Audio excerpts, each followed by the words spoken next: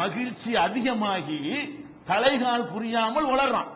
ஒரு மனுஷனுக்கு மகிழ்ச்சி ஜாஸ்தியா போன உளருவான்ல, கவலை ஜாஸ்தியான உளருவான். லிமிட்ல இருந்தா தான் உளர மாட்டான், நடுவுல நிதானமா இருந்தா உளர மாட்டான். கவலை ஜாஸ்தியா போனாலும் என்ன சொல்லணும் அவனுக்கு தெரியாது.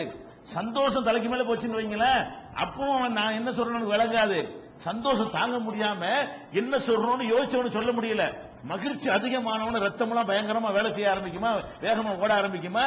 அதுல உடல் ரீதியாக ஏற்படக்கூடிய அந்த மாற்றங்கள்லாம் சேர்ந்து அவனுக்கு அந்த வார்த்தைகளை கரெக்டா கோர்க்க வராது. என்ன செஞ்சிருவான், இறைவா நீதான் எனக்கு அடிமை, நான் தான் உனக்கு எஜமான், இப்படி உதவி செஞ்சுட்டியே அப்படின்னு இதுக்கெல்லாம் குற்றம் பிடிக்க மாட்டான். இப்படி அவன் என்ன சொன்னா, இதை இப்படி சொல்றதுக்கு பதிலா மாத்தி அவன் சொல்லிவிட்டான். வார்த்தை தான் அப்படி இருக்கே தவிர அவன் சொன்ன அர்த்தம் என்ன, நான் உனக்கு அடிமை நீ எனக்கு எஜமான்ங்கிறத அப்படி சொல்றான். வார்த்தையெல்லாம் பார்க்க மாட்டான், கல்வத்தான் பார்ப்பான். இந்த வார்த்தைக்கு எந்த ஒரு அர்த்தமும் கிடையாது, இந்த வார்த்தைக்கு எந்த ஒரு கணக்கு எல்லாம் பதிவு செய்ய மாட்டான். அப்ப எதுக்கு சொல்றாங்க, இப்படி ஒருத்த மகிழ்ச்சி அடைகிறான்ல ரசூலுல்லாஹ் இது சொல்லிட்டு, இந்த நேரத்தில் ஒருவன் அடைகிற மகிழ்ச்சியை பார்த்தீர்களா, இதை விட அதிகமாக ஒரு மனிதன் தவறு செய்துவிட்டு இறைவா என்னை மன்னித்துக் கொண்டு சொல்றான, அதை கேட்கும் பொழுது அல்லாஹ் மகிழ்ச்சி அடைகிறான். அடே நீ காணா போன பொருள் உனக்கு கிடைச்சவன எவ்வளவு சந்தோஷப்படுவியோ, அதை விட அல்லாஹ் என்ன நினைக்கிறான், நம்மகிட்ட மிஸ் பண்ணின ஒரு அடியான், நம்மளை விட்டு ஓடி போன அடியான், நம்மளை கவனிக்காமல் போன ஒரு அடியான், நம்முடைய கட்டளையை மீறின ஒரு அடியான் இன்னைக்கு திருந்தி வந்துட்டாண்டவன சந்தோஷம் தாங்க இயலாம அல்லாஹ் என்ன செய்வானா, லல்லாஹு அஃப்ரஹு ரசூல் ஸல்லல்லாஹு சொல்றாங்க, அல்லாஹ் அவ்வளவு மகிழ்ச்சி அடைகிறான் இந்த அடியான் அடைந்த மகிழ்ச்சியை விட. அப்பனா என்ன கருணை பாத்தீங்களா, நம்மள நம்ம மன்னிப்பு கேட்டா மன்னிப்பானு நினைக்கிற, அடே மன்னிப்பு கேட்டா அவன் அவ்வளவு குஷியாயிருவான். அல்ல நம்ம என்ன நினைக்கிறோம், நம்ம மன்னிப்பு கேட்டா மன்னிப்பானா, ஆள் வச்சுதான் கேட்கணும், புரோக்கரை வச்சுதான் கேட்கணும், நம்ம எல்லாம் போய் அணுக முடியுமா? அல்லாஹ்வுடைய ரசூல் என்ன சொல்றாங்க, அட எல்லாரும் அணுகலாம்டா, அணுகுனா ரொம்ப சந்தோஷப்படுவான். அவன் வந்துட்டு எப்பவாச்சும் வந்துட்டீரா, அப்படி தாய் சந்தோஷப்படுவாங்க. கோச்சிட்டு போன மகன் சாப்பிட மாட்டேன்றான், பெரிய பயிலா போனா அப்படி இறக்க வராது வைக்கல, சின்ன பிள்ளைக்கு தான் சொல்றேன். பெரிய பயிலா போனா தாய் ஒரு லெவலுக்கு போனா அவனை தேட மாட்டாங்க. 5 வயசு 10 8 வயசு பையன் தாயிட்ட கோச்சிட்டு போயிட்டான், சோறு வேணாம் ஒண்ணு வேணாம் போடி வாடி கோவத்துல திட்டிவிட்டு நினைச்சான், அவன் போயிட்டான். அரை மணி நேரத்துக்கு சும்மா இருப்பா தாய். அதுக்கப்புறம் என்ன சாப்பிடணும், சாப்பிட்டானா எங்க படுத்துக்கான தெரியலையே, இப்படியே நினைச்சுக்கிட்டு இருக்கிறா. அந்த புள்ள வந்தவன என்ன செய்வா, அவன் திட்டினது போனது எதுவுமே மனசுல நிக்காது. அவன் சபதம் போட்டது, ஒரு காலத்தையும் உன்ட்ட சாப்பிடவே மாட்டேன், வீட்டுக்குள்ள வாசப்படி மிதிக்க மாட்டேன், உன் மூஞ்சில முழிக்க மாட்டேன்னு ரெண்டுத்தையும் சொல்லியிருப்பான். எதுவுமே ஆபத்துக்கு வராது. என்ன ஆயிரு, அந்த பிள்ளைய கண்டவன அவளுக்கு வர்ற மகிழ்ச்சி இருக்கு பாருங்க. அப்படிப்பட்ட ஒரு தாயை விட அவன் கோடி மடங்கு கருணை உள்ளவன் இல்லையா? அதுக்குதான் ரசூல் ஸல்லல்லாஹு அலைஹி வஸல்லம் இப்படி சொல்றாங்க. இந்த சம்பவத்தை நீங்க புகாரியில 6308வது ஹதீஸ்லயும் முஸ்லிம்ல 4932வது ஹதீஸ்லயும் நம்ம பார்க்கிறோம். இது ஒரு பக்கமாச்சா, கருணையை பாருங்க, அல்லாஹ்வை பத்தி நீ சரியா புரிஞ்சுக்கிறேன், இப்படி இறக்கப்படுவாங்க. நம்ம வாழ்க்கையில் என்ன செய்யறோம், தவறுகள் நிறைய செய்யறோம், தவறுகள் செஞ்சுட்டு திருந்துறோம். திருந்தும் பொழுது கடந்த காலத்துல செஞ்ச தவறு இருக்குல்ல, அது என்ன கணக்கு, கடந்த காலத்துல எவ்வளவு தவறு செஞ்சிருப்போம்ல, இன்னைக்கு அந்த தவறை 100% விட்டுடுறோம்ங்க. ஏற்கனவே எல்லா தவறும் செஞ்சோம், இன்னைக்கு என்ன பண்ணிட்டோம், விட்டுட்டோம்னா 100% விட்டோம். அந்த தவறை நீ செய்ய மாட்டேன்.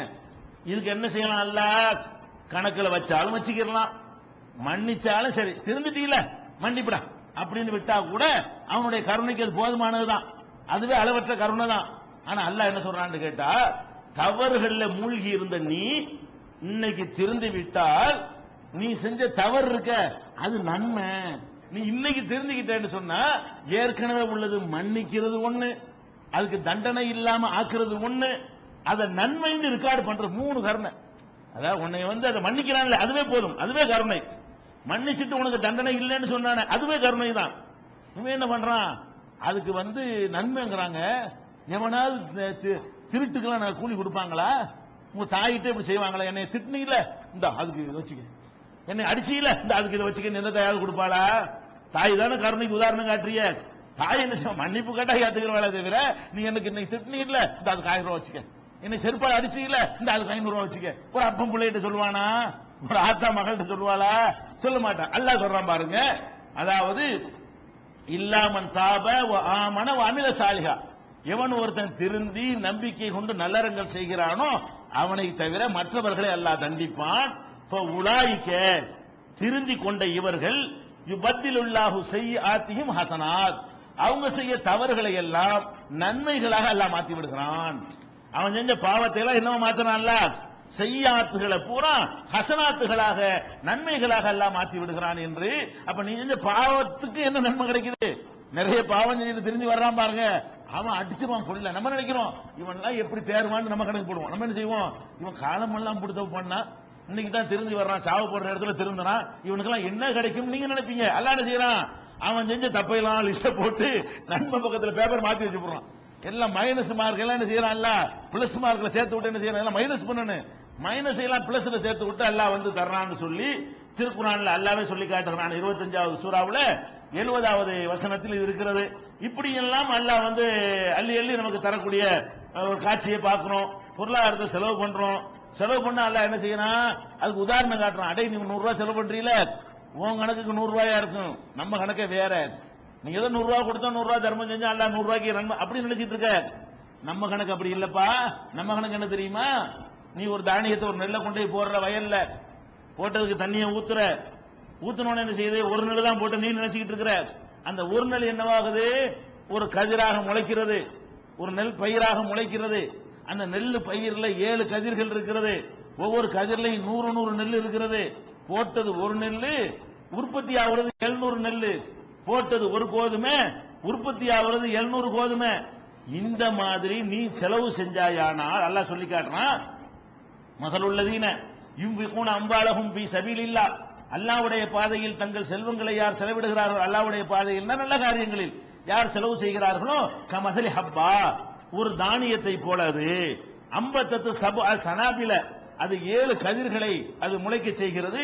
ஃபீகுல்லி சும்புலத்தின் மிஅத்து ஹப்பா, ஒவ்வொரு கதிரிலையும் 100 நெல்மணிகள் இருக்கின்றன, 100 தானிய மணிகள் இருக்கின்றன. அந்த மாதிரியாக இருக்கிறதுன்னு சொல்லிட்டு, இது கம்மியான அளவு, குறைஞ்சபட்சம் மினிமம் இவ்வளவு கண்டிப்பா கிடைக்கும். வல்லாஹு யுலாயிஹு லிமன் யஷா, அல்லாஹ் நாடியவர்களுக்கு இதுக்கு மேலையும் தருவான். 700 குறைக்க மாட்டான். 100 ரூபாய், 1 ரூபாய் கொடுத்தா 700 ரூபாய், 100 ரூபாய் கொடுத்தா என்னவாச்சு, 70,000 ரூபாயா, அவ்வளவு மடங்கு உங்களுக்கு கூடியாந்துரும். அத்தனை மடங்கு நன்மை செஞ்சதாக அல்லாஹ் வந்து 100 பெருக்கிருங்க, 700 மடங்கு பெருக்கிருங்க. நீங்க செய்கிற ஒவ்வொரு தர்மத்துக்கும் 700 மடங்கு தருவான். அதான் குறைஞ்ச அளவு. 700 தாங்கிறது இல்ல, 700 குறையாது, அது கேரண்டி, மினிமம் கேரண்டி 700 மடங்கு. நாடியவர்களுக்கு அதுக்கு மேல 70,000, 7 லட்சம், 7 கோடி கூட 100 ரூபாய்க்கு என்ன செய்வான், 7 கோடி 100 ரூபாய் செலவு செஞ்ச மாதிரி அல்லாஹ் நமக்கு கூடிய தந்துடுவான், கணக்கு இல்லாம தருவேன்கிறான. இதெல்லாம் எதை காட்டுது, வெறுண்டு ஓடுற அளவுக்கு உங்களுக்கு காட்டுதா, புரோக்கர் வைக்க உங்களுக்கு சொல்லுதா, இடைத்தரகளை தேடுற அளவுக்கு அல்லாஹ் அந்நியப்படுத்துதா, கிட்ட கொண்டாந்து நிப்பாட்டுதா? அல்லாஹ் பெரடி நமக்கு கிட்டங்கிறான, அதை விட கிட்ட நமக்கு தெரியல. இப்ப இதை பார்க்கும் பொழுது இப்படி நெருக்கத்திலே அல்லாஹ் இருக்கிறான், இவ்வளவு அருகிலேயா இருக்கிறான். நம்ம தெரியாதனமா அப்படி சொல்ற இடத்துல இருக்கிறான், பேசுற இடத்துல இருக்கிறான், கட்டி அணைக்கிற இடத்துல இருக்கிறான், தோல்ல கை போடுற இடத்துல இருக்கிறான். அப்படின்னு உங்களுக்கு தெரியலையா? இது தெரிஞ்ச எதுக்கு இந்த மாதிரி கடவுள் பெயரால நடக்கிற பித்தலாட்டங்கள் நம்மகிட்ட நடக்குது, எப்படி நுழைய முடியும்? அப்ப இந்த விஷயத்தை வந்து குர்ஆன்ல 2வது சூறாவுல 261வது வசனத்தில் அல்லாஹ் சொல்லி காட்டுகிறான். அதே மாதிரி ஒரு மனுஷன் தன்னுடைய மனைவிக்காக செலவு பண்றான், அதுக்கு கூலி கிடைக்குங்கிறாங்க ரசூல் ஸல்லல்லாஹு அலைஹி வஸல்லம். புகாரில் 55, 5351, 4006, அத பொண்டாட்டிக்கு செலவு பண்ண அதுக்கு அல்லாஹ் கூலியா. உன் பொண்டாட்டிக்கு நீ கொடுத்தா உன் சந்தோஷத்துக்கு கொடுத்த, அதுக்கு நான் எதுக்கு கூலி தரணும் அப்படி நினைக்காம, நீ போய் மனைவிக்கு சோறு போட்டீங்கன்னா, சேலை வாங்கி கொடுத்தீங்கன்னா, இவன் ஒழுங்கா என் கட்டளை ஏற்று மனைவியை கவனித்தான், அதுக்கு ஒரு நன்மை எழுதுன்றான்ல. உன் பொண்டாட்டிக்கு நீ கொடுத்தா அங்க கூலி, அங்க அவன் என்ன செய்யறான், கணக்கு போடுறான். அதே மாதிரி வந்து உன் மனைவியுடைய வாயில ஒரு கவலை உணவை ஊட்டினால் அதுக்கு நான் கூலி தர வேண்டாங்கிறான் அல்லாஹ். புகாரில் 56வது ஹதீஸ், 1296, 2742, 3936, 4409, 5354, 5668, 6373, 6730, இவ்வளவு நம்பர்ல இருக்கு. இவ்வளவு இடங்கள்ல என்ன செய்யறான், உன் மனைவி வாயில ஊட்டுற ஒரு கவலை உணவுக்கு கூட நான் உனக்கு கூலி தருவேன். இதெல்லாம் என்னது, அல்லாஹ்வுடைய கருணைக்கு ஒரு எடுத்துக்காட்டு. அதே மாதிரி இப்னு மஸ்ஊத் ரலியல்லாஹு அன்ஹுடைய மனைவி வந்து ரசூலுல்லாஹ்ட்ட கேட்கிறாங்க, அல்லாஹ்வுடைய தூதரே, நான் கொஞ்சம் வசதி உள்ள ஒரு குடும்பத்தை சேர்ந்த ஒரு பெண்ணாக இருக்கிறேன், என்னுடைய கணவர் வந்து ரொம்ப ஒரு வசதி இல்லாதவராக இருக்கிறார், நான் செய்ய வேண்டிய தான தர்மங்களை சதக்காக்களை எல்லாம் என்னுடைய கணவருக்கும் பிள்ளைகளுக்கும், அவர் தான் பிள்ளைகளை கவனிக்கிற கடமைப்பட்டவர், அவர் தான் பொண்டாட்டிக்கிற முறையில் என்ன கவனிக்கணும், அவருக்கு உள்ளதையும் பிள்ளைக்கு உள்ளதையும் சேர்த்து நான் செலவழிச்சால் அது கூடுமா, அதுக்கு ஏதாவது கூலி கிடைக்குமா அல்லாஹ்விடத்துல கேட்கும் பொழுது ரசூல் ஸல்லல்லாஹு அலைஹி வஸல்லம் சொல்றாங்க, கூலி கிடைக்குமாவா, ரெண்டு கூலி உனக்கு கிடைக்கும் போ. சொந்தத்தை அனுசரிச்ச கூலியும் கிடைக்கும், தர்மம் செஞ்ச கூலியும் கிடைக்கும். அப்ப நம்ம பொண்டாட்டிக்கு நம்ம கொடுத்துக்கிறது, நம்ம புருஷனுக்கு நம்ம கொடுக்கிற கூலியாதாரன்னு ஏழைக்கு கொடுத்து கூலி தந்தா அதுல ஒரு லாஜிக் இருக்கு, ஒரு நியாயம் இருக்குது. எனக்கே நான் செலவழிச்சுக்கிட்டு அதுக்கு கூலி தந்தா அதுல என்ன நியாயம் இருக்குது? சொல்ல முடியாத அளவுக்கு போயிருந்த கர்மம் இது. அதை செய்யறங்கிறான்ல. இந்த மாதிரிலாம் கர்மம் யாரும் கேட்டல. உனக்கு நீ செஞ்சுக்கிட்டு நான் எதுக்குடா கூலி தரணும்? அப்படி எல்லாம் நினைக்க மாட்டேங்கிறான். இது புகாரில 1466 ஹதீஸ்ல இருக்கிறது. இப்படி எல்லாம் இது எதுக்குல இதுல புலவும் சொல்றது காரணம் என்னன்னு கேட்டா,